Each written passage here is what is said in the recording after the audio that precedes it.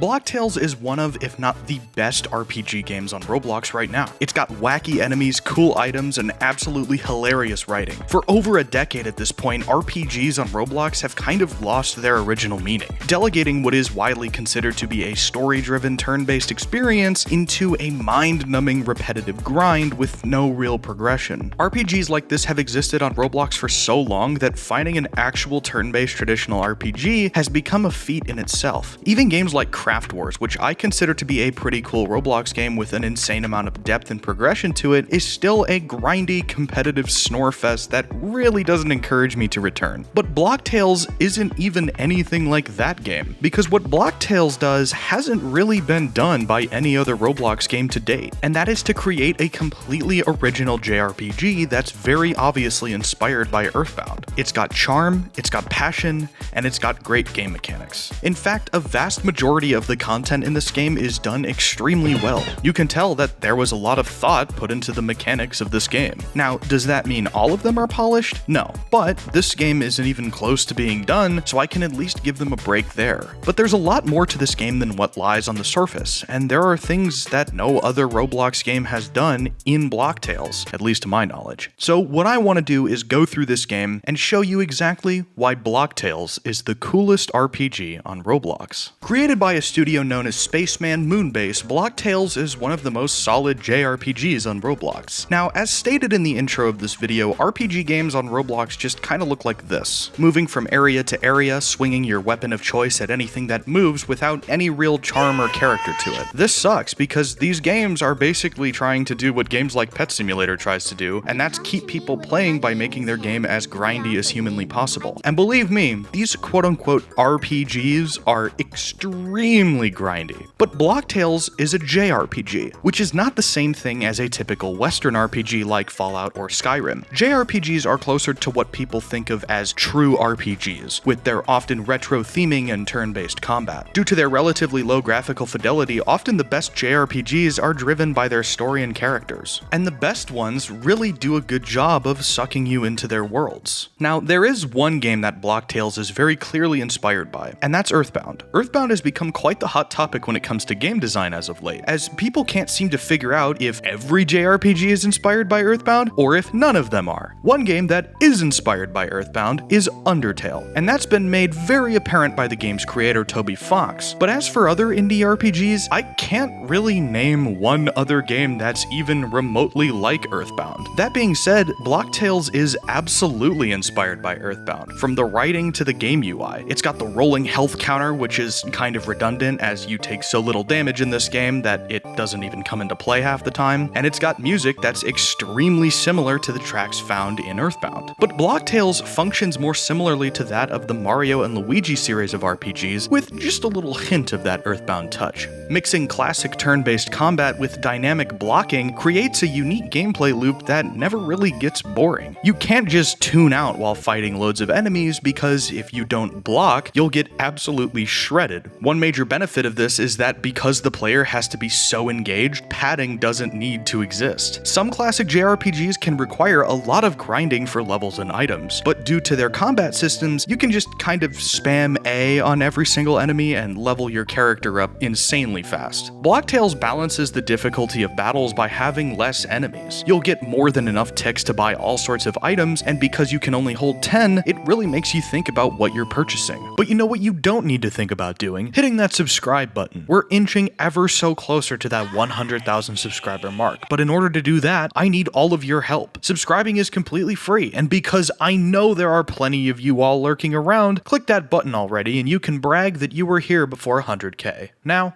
back to the video. In most traditional JRPGs, magic, mana, SP, BP, or whatever your secondary resource bar is called, is typically very scarce. Special moves are extremely powerful in most of these games, and Block Tales is no different. And you can't just spam upgrade your SP because you'll lose out on other stats like health and card power, which is something we'll talk about later. Moves like the sword stab are extremely helpful in certain situations, but you can't just spam it. And I really like how Block Tales makes you think about your choices in and out of combat. combat. Speaking of out-of-combat abilities, there are currently 4 major actions the player can do outside of basic movement and dashing. One is using your Super Ball to grab items the player can't reach and initiating battles, while another is dynamite that can destroy breakable blocks. There are rocket boots that allow the player to cross small ledges and burn enemies, and you can also shrink yourself, which makes the player small so that they can fit through tiny doors. Most of these mechanics are used pretty well, but the rocket boots really limit the areas you can use them, and you also can't change direction mid-flight, but that's a small gripe. But not every mechanic in Block Tales is as solid as that. I have serious gripes with the fact that all of the game's animations are done in 30 FPS, while the rest of the game runs in a smooth 60. This really sucks and makes blocking certain attacks nearly impossible. Like, look at this, what is this? Some attacks are fine and are pretty easy to get the timings down, but others seem like complete luck whether or not you actually get a block. At least now we know why it's called Block Tales. Granted, I think the concept of having both a good and perfect block adds a lot of depth, but when you have attacks that look like this, what's even the point? But one mechanic that I think is really cool is the card system. Cards act like special passive buffs that you can put on your character. There are an insane amount of cards, like one that gives you 1 SP every other turn, which, let's be honest, is insanely broken. However, you can't just equip as many cards as you want, otherwise the game would basically play itself. Cards use card points, and each normal card is worth between 0 and 3 card points. When you level up your character after a battle, you can choose to increase these card points by multiples of 3, but because HP and SP are so scarce, I found it to not be as important as those two stats. However, some of the cards are really great, like the one that just gives you 5 extra max health, or one that prevents all damage on a good block as well as a perfect block. All of these mechanics work wonders to give Block Tales a lot of somewhat hidden depth. Games in this genre are extremely easy to mess up on even the smallest things, so the fact that the only thing I think is unbalanced is the timing windows is saying a lot. Oh, and also that one card that like gives SP every other turn, like seriously, that one just needs to be removed. Like that is way too overpowered. But the gameplay isn't what carries Block Tales in my opinion. The reason JRPGs are very often forgettable, boring grinds is the fact that this genre of game needs incredibly good writing to make up for that fact. Games like Undertale can avoid the need for this by using a completely unique battle system, but Block Tales has a very standard battle system, with the only interesting mechanic being the blocking mechanic, which is why it's so awesome to say that the writing and storytelling in Block Tales is out of this world. There is so much character and charm packed into every corner of this game. Rooms that you visit maybe twice in the entire game thus far have just as much humor to them as areas you visit multiple times. The towns are all very charming, each fitting the location that they're in extremely well. Even though this entire game tries to emulate old Roblox, which we'll get into a bit later, places like Road Town are just so cool to walk around in. This game is also full of goofy NPCs that you can talk to as well. And while some actually manage to do some light world building, most just say stuff. Like, they really be out here just saying stuff, and I love it. Like, I can't discern what half of them are talking about, but I think that's actually a benefit. Hey, good morning, Kanye.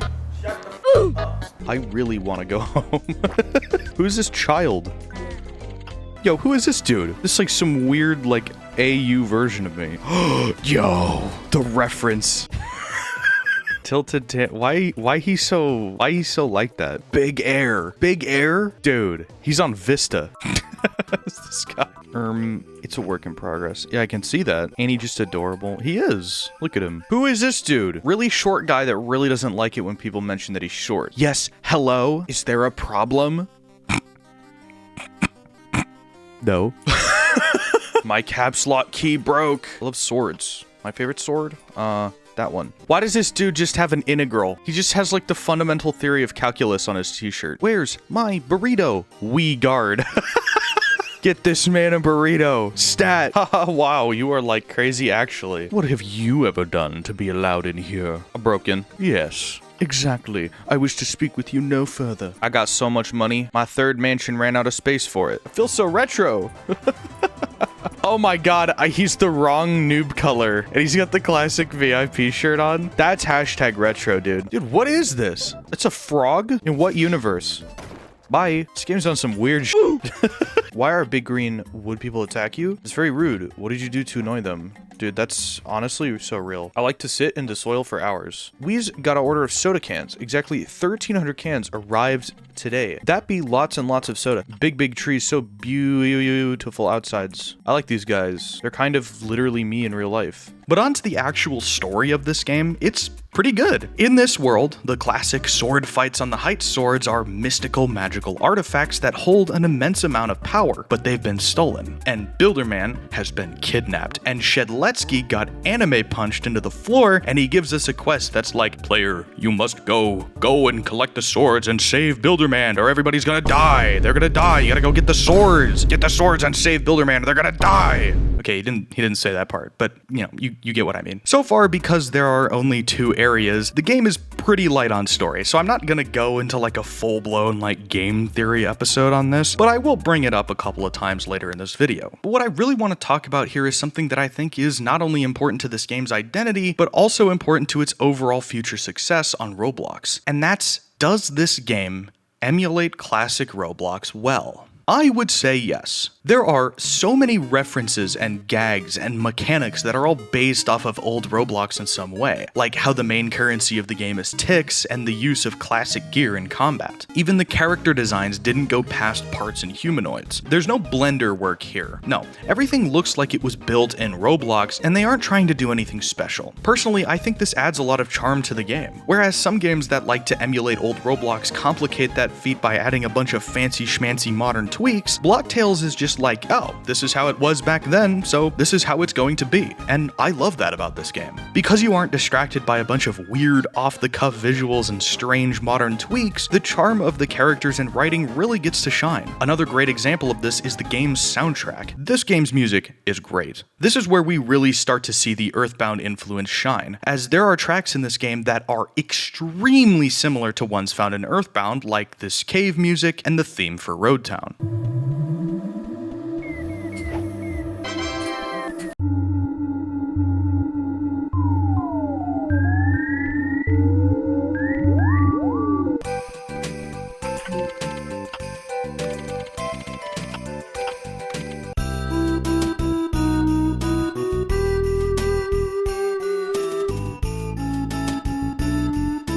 Obviously, that doesn't detract from how good they are, it's just an interesting thing to point out, and it's not like the composers just ripped the files from Earthbound and changed some stuff. And because I'm sure there are at least 2 people out there who are curious to see how songs like this are made, well, that's because this and many other indie projects use what are called sound fonts. Sound fonts are exactly what they sound like. Similar to how text has different fonts or styles, like the text in my videos being primarily a font called Marvin, sound fonts are basically huge catalogs of all of the different sounds used in different video games. Undertale is a game that uses the Earthbound sound font, and so does Blocktails. Overall, I think this mix of retro Roblox and the Earthbound inspiration complement each other nicely. The music does provide a great deal of atmosphere, and the visuals really do a good job of transporting the player to a Roblox from 14 years ago. I highly recommend this game, and I can't wait to see what the developers add to it next. So, thanks for watching, and I'll see you all next time.